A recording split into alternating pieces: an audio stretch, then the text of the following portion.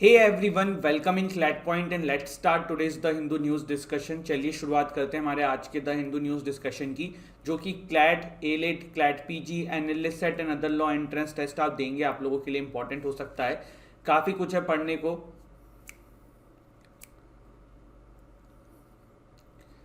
Hey everyone, welcome to CLAT point. Let's start today's the Hindu news discussion, जो कि CLAT AILET CLAT PG analyst set and other law entrance test आप देंगे।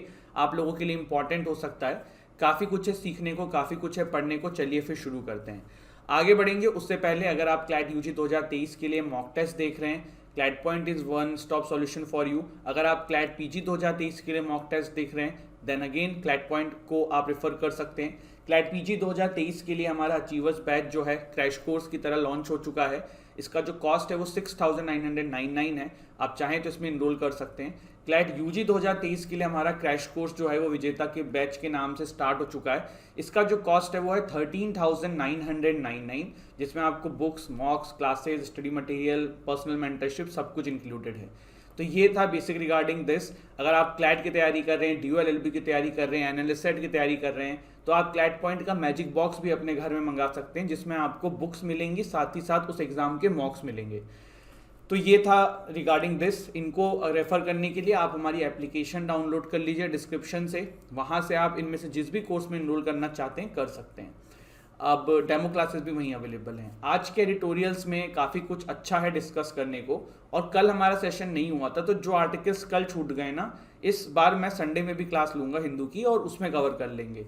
क्योंकि normally हम the Hindu जो है Monday से सैटरडे करते हैं, बट दिस पर्टिकुलर वीक हम संडे में भी हिंदू की क्लास लगाएंगे, जिसमें जो कल के टॉपिक्स थे वो उसमें कवर कर लेंगे। ठीक है, चलिए अभी यहाँ पे देखो, आज का जो एडिटोरियल है वो कुछ इस तरीके से दिख रहा है। इसमें हमने 3 आर्टिकल डिस्कस करने हैं। सबसे पहला है the court and the problem with its collegium, दूसरा जो है वो है डेंजरस स्पाइरल, और तीसरा है we need a forest led COP 27। तो ये बेसिक चीज़ें हमने जानी। अब आगे बढ़ते हैं, शुरू करते हैं। देखिए, सबसे पहले तो court and the problem with its collegium करके जो ये आर्टिकल आया हुआ है, ये आप नाम से ही समझ सकते हो कि कॉलेजियम सिस्टम के ऊपर ये आर्टिकल लिखा गया है। काफ़ी अच्छे पॉइंट्स इस आर्टिकल के अंदर हैं हमारे एग्जाम के पर्सपेक्टिव से, एज वेल एज नॉलेज के पर्सपेक्टिव से। तो चलिए फिर शुरू करते हैं। देखिए, सबसे पहले अभी क्या हुआ था, 26 सितंबर को कॉलेजियम की मीटिंग हुई थी कुछ दिन पहले। कॉलेजियम क्या होता है, सुप्रीम कोर्ट के सीनियर 5 मोस्ट जजेस जो हैं वो कॉलेजियम सिस्टम के थ्रू जजेस के नाम प्रपोज करते हैं कि भाई इस फलाना हाई कोर्ट में ये जज बैठेंगे, अगर सुप्रीम कोर्ट में कोई जज बनना है तो ये बनेंगे। तो ये होता है कॉलेजियम सिस्टम। ठीक है, किस तरीके से वर्क करता है मेरी तरफ देख लो। देखो, अगर कॉलेजियम सिस्टम ने कुछ नाम गवर्नमेंट को रिकमेंड किए, तो गवर्नमेंट क्या उन नाम को मना कर सकती है कि भाई, जैसे मान लो कोई एक्स नाम जो है कॉलेजियम सिस्टम ने रिकमेंड किया गवर्नमेंट को कि भाई इस एक्स नाम को आप अगला हाई कोर्ट का, किसी भी हाई कोर्ट का चीफ जस्टिस बना दीजिए, क्या गवर्नमेंट इस पर मना कर सकती है? तो जवाब है नहीं। ठीक है, या फिर यही इसी को एग्जांपल ले लो कि भाई ये एक्स नाम का एडवोकेट है किसी हाई कोर्ट के अंदर, इसको जज बनाने के लिए सुप्रीम कोर्ट की कॉलेजियम ने नाम रिकमेंड कर दिया है सरकार को। तो क्या सरकार जो है इस नाम को मना कर सकती है कि नहीं भाई हमें नाम पसंद नहीं आ रहा है, दूसरा नाम लाओ? तो जवाब है नहीं। सरकार जो है वो एक बार कहेगी कॉलेजियम से कि भाई इस नाम को रिकंसीडर करो, पर अगर कॉलेजियम ने रिकंसीडर करके भी वही नाम आगे फॉरवर्ड कर दिया, then government is bound by the decision of collegium, और फिर उनको जो है उस बंदे को अपॉइंट करना पड़ेगा। तो ये तो कॉलेजियम सिस्टम के बारे में बेसिक चीजें थी। अभी क्या हुआ देखो, सितंबर 26 में कॉलेजियम की मीट हुई थी, कुछ नाम आए थे सामने। फिर सितंबर 30 के दिन एक घटना घटी, उसके बाद से कॉलेजियम सिस्टम पे काफी सारे क्वेश्चन आ गए। हुआ क्या कि सितंबर 30 के दिन जो हमारे जस्टिस डीवाई चंद्रचूड़ जी हैं, तो ये अपनी कोर्ट में 9:30 PM तक बैठे हुए थे। ठीक है, 30 सितंबर को मीटिंग होनी थी कॉलेजियम की, जिसमें कि कुछ नाम जो थे सामने कि भाई ये नाम बनने हैं अगले, मतलब कहीं हाई कोर्ट में जजेस, सुप्रीम कोर्ट में जजेस, तो वो नाम प्रपोज होने थे, मतलब फाइनल होने थे। ठीक है, नाम तो ऑलरेडी प्रपोज हो चुके थे। लेकिन क्या हुआ कि सितंबर 30 में क्योंकि DY Chandrachud ji not available थे, तो मीटिंग नहीं हो पा रही थी, जिसके चलते हुए जो अभी हमारे ललित साहब चीफ जस्टिस हैं, उन्होंने जो है सर्कुलेशन के थ्रू नाम को अप्रूव कराने की बात करी। सर्कुलेशन मतलब कि भाई सबके पास जा जाके वो साइन करा रहे होंगे। तो इस पे ना बड़ा बवाल हो गया। इस पे तो पहले लोगों ने क्रिटिसाइज किया, उसके बाद जो हमारे जस्टिस चंद्रचूड़ जी के द्वारा, तो देखिए ये हुआ ही नहीं जब उन्होंने 9:30 PM तक वो अवेलेबल ही नहीं थे। इसके अलावा जो जस्टिस नजीर हैं उन्होंने भी अपना अप्रूवल विथहोल्ड कर लिया। जस्टिस चंद्रचूड़, जस्टिस नजीर, जो कॉलेजियम में 5 सीनियर जज होते हैं उसमें से 2 जजेस हैं, इन्होंने अपना अप्रूवल जो है वो विथहोल्ड कर लिया। क्यों किया? इनका ऐसा कहना है कि नाम से दिक्कत नहीं है, बात है कि जो प्रोसीजर और सर्कुलेशन जो है ना, ये हमें समझ में नहीं आया। अभी फिर इसी में एक और चीज़ देखने को मिली कि जो हमारे देश के लॉ मिनिस्टर हैं, उन्होंने सीजीआई का व्यू मांगा है for appointment of A successor. तो ये भी एक अलग अभी एक नई चीज़ देखने को मिली, जिसपे काफ़ी ज़्यादा अभी लोग अलग अलग तरीके से बातें कर रहे हैं। तो ये हमने कुछ चीज़ें देखी, ठीक है। अब देखो, राइटर यहाँ पे कहते हैं क्या, देखो जजेस को अपॉइंट करना is a important process, collegium का बैठना भी एक इम्पॉर्टेंट प्रोसेस। तो क्या जजेस इतने बिजी हो गए थे कि वो नेक्स्ट डे तक नहीं मिल पाए, या फिर उनको पूरे दिन में समय नहीं मिला एक ही कोर्ट के अंदर कि वो मिल सकें? फिर अभी सुप्रीम कोर्ट इतना ज़्यादा ऑनलाइन प्रो हो रही है, तो क्या ऑनलाइन मीटिंग नहीं हो पा रही थी? तो ये सारी चीज़ें यहाँ पे क्वेश्चन किया गया बाय द राइटर कि भाई ऐसी चीज़ें जो हैं वो हो रही हैं। फिर राइटर जो हैं वो बोलते हैं कि ये जो है ना, ये सारी चीज़ें एक बहुत बड़ा प्रॉब्लम की तरफ दिखा रही हैं। वो प्रॉब्लम है प्रॉब्लम विद कॉलेजियम सिस्टम। देखो कॉलेजियम में क्या है, आपके बस सुप्रीम कोर्ट के 5 जजेस हैं, कोई एग्जीक्यूटिव नहीं है, कोई मिनिस्टर नहीं है, कोई और बंदा नहीं है। तो जो भी हो रहा है ना, ये आपस में होके ख़त्म हो जा रहा है। मतलब कोई भी बंदा क्वेश्चन करने के लिए नहीं है कि भाई ये गलत है, ये सही है, ये गलत है, ये सही है। ना बाहर से कोई बंदा है, ना कोई एग्जीक्यूटिव है। तो राइटर का इस पे यही कहना है कि भैया इसके बारे में सोचने की ज़रूरत है कि ये जो कॉलेजियम सिस्टम है ये काम कैसे कर रहा है। मतलब आपने देखो पहले भी कॉलेजियम सिस्टम क्रिटिसिज्म सुना होगा कि भाई इसमें क्या होता है, सुप्रीम कोर्ट की जजेस बनते हैं और वही लोग फिर अपना अपना डिसीजन दे देते हैं। देखो 2014 में हमारी पार्लियामेंट ने कोशिश करी थी कॉलेजियम सिस्टम को ख़त्म करने की। उन्होंने नेशनल जुडिशियल अपॉइंटमेंट कमीशन लाई थी, लेकिन सुप्रीम कोर्ट का जजमेंट आ गया उसी के ऊपर 4:1 से, और इस पूरे लॉ को सुप्रीम कोर्ट ने स्ट्रक डाउन कर दिया। राइटर ये कह रहे थे कि सुप्रीम कोर्ट को ना इस पूरे लॉ को स्ट्रक डाउन नहीं करना था। सुप्रीम कोर्ट को इसमें यह कर सकती थी कि ज़्यादा पावर्स जो हैं, मतलब मेजॉरिटी जो है वो जजेस की रख लेते, लेकिन और बंदों को भी इस डिसीजन मेकिंग में अपॉइंट करना चाहिए था, आने देना चाहिए था, क्योंकि अपोजिशन ना हर चीज़ में बहुत ज़रूरी है। जैसे एक वो कहावत है ना कि with great power comes great responsibility, but होता अलग है, होता है with great power comes more corruption. Corruption in the sense कि फंक्शनिंग में प्रॉब्लम हो जाती है। ये एक जनरल टर्म मैं बता रहा हूँ। तो मतलब बात यहाँ पे ये कि राइटर का ऐसा कहना है कि 4:1 मेजॉरिटी से सुप्रीम कोर्ट ने स्ट्रक डाउन कर दिया था उस लॉ को। तो सुप्रीम कोर्ट को स्ट्रक डाउन करने की जगह इसमें कुछ चेंजेस करने की जरूरत थी, जिसमें मेजॉरिटी अपने पास रख लेते, लेकिन ये चीज़ें जो हैं वो करने देते। तो अभी फिलहाल यहाँ पे ये है कि हमारे जो सुप्रीम कोर्ट के जजेस हैं यही लोग मिलकर अगले जजेस प्रपोज कर देते हैं। तो इसी के ऊपर यहाँ पे राइटर का ही कहना है कि भैया और बंदे भी इंक्लूड होने चाहिए। तो दिस इज इट, ये था पूरा आर्टिकल। इसमें देखो एक और चीज़ है, एक और इम्पॉर्टेंट पॉइंट है। देखो आर्टिकल 124 जो है ना, वो ये कहता है कि सुप्रीम कोर्ट के अंदर, हाई कोर्ट के अंदर जूरिस्ट कैटेगरी में एमिनेंट जूरिस्ट वाले जो लोग हैं उनको भी जजेस बनाया जाए। अभी रिसेंटली का अपॉइंटमेंट भी हुई है इसमें, आपको पता होगा कि अभी रिसेंटली का अपॉइंटमेंट हुई थी, तब भी हमने डिटेल में ये पढ़ा था। Why there have been no appointments from the category of distinguished jurist which article 124 of constitution provides. अभी देखो क्या हो रहा है कि बहुत दिन से जूरिस्ट वाली जो कैटेगरी है ना, इसमें बहुत कम अपॉइंटमेंट होती हैं। तो राइटर इस पर भी क्वेश्चन कर रहे हैं कि क्या ऐसा है कि भारत देश के अंदर कोई इस लेवल का वर्थ जूरिस्ट ही नहीं है। मतलब राइटर का इन द एंड ये कहने का मतलब है कि क्यों इस कैटेगरी को छोड़ा जा रहा है, इस पर भी अपॉइंटमेंट होनी चाहिए। तो ये सब क्यों छूट जा रहा है, क्योंकि राइटर का ऐसा कहना है कि भाई क्योंकि कॉलेजियम सिस्टम ही नाम बना रहे हैं, वही आगे प्रपोज कर रहे हैं, तो उनके दिमाग में इस वाले कैटेगरी में चीज़ें नहीं आ रही हैं। तो राइटर का सब मिला के ये कहने का यहाँ पे कोशिश है कि भाई there is issue with collegium system.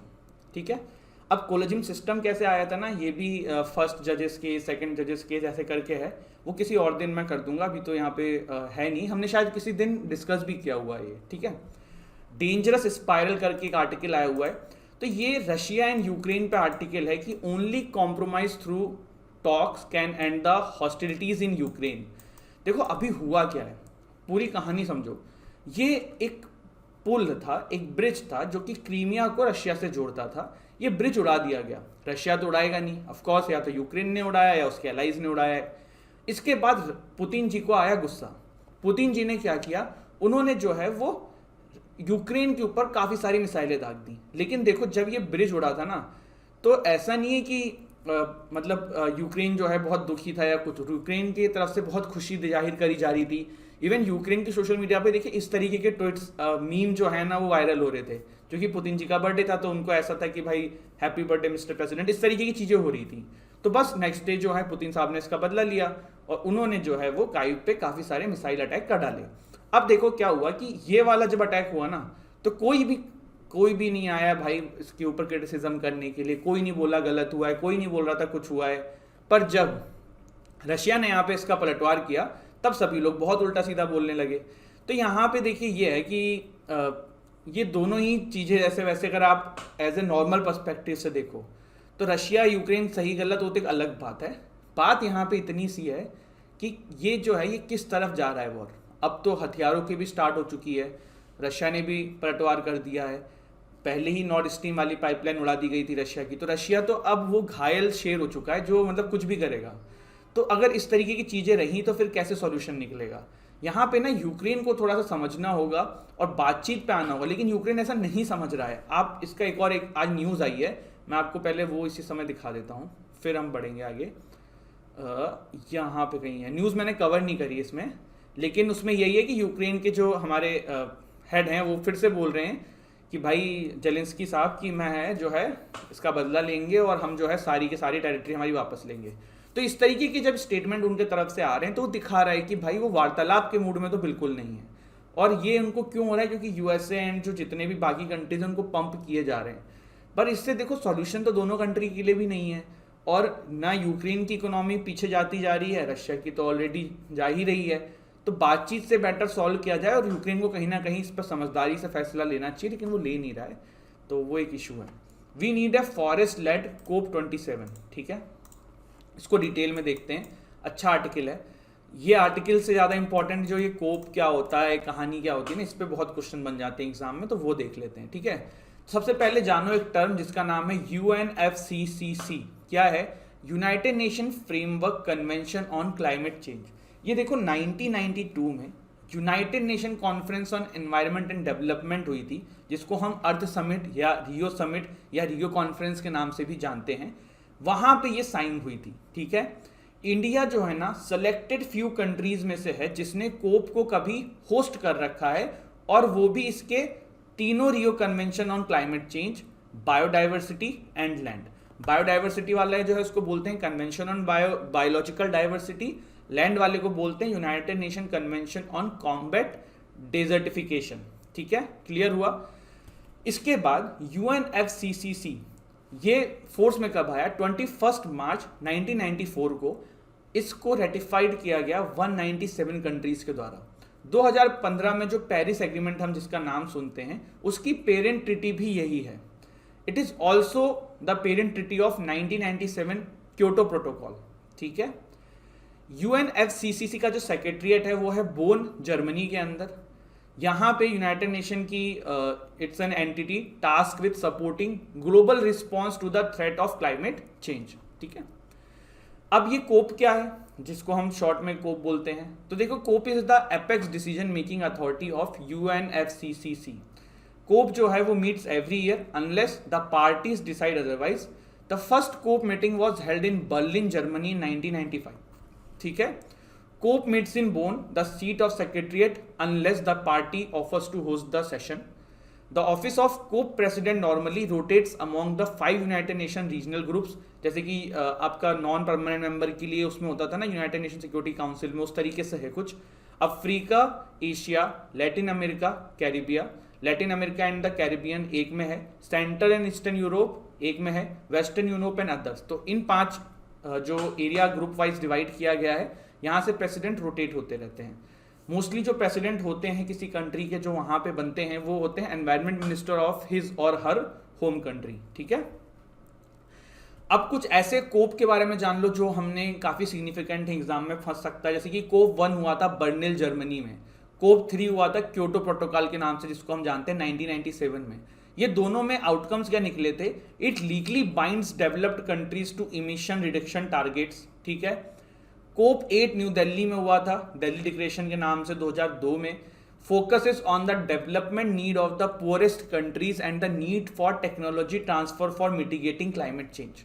ठीक है, 2015 वाला कोप 21 था, जिसको आप पेरिस एग्रीमेंट भी कहते हो, ठीक है, to keep global temperature well below 2.0 Celsius above pre industrial times and endeavours them to limit them even more to 1.5 Celsius. इसके अलावा 2020 के बियॉन्ड भी जो रिच नेशंस हैं उनको USD 100 बिलियन का फंडिंग जो है वो प्लेज करना होगा एनवायरनमेंट एंड इन चीज़ों के लिए।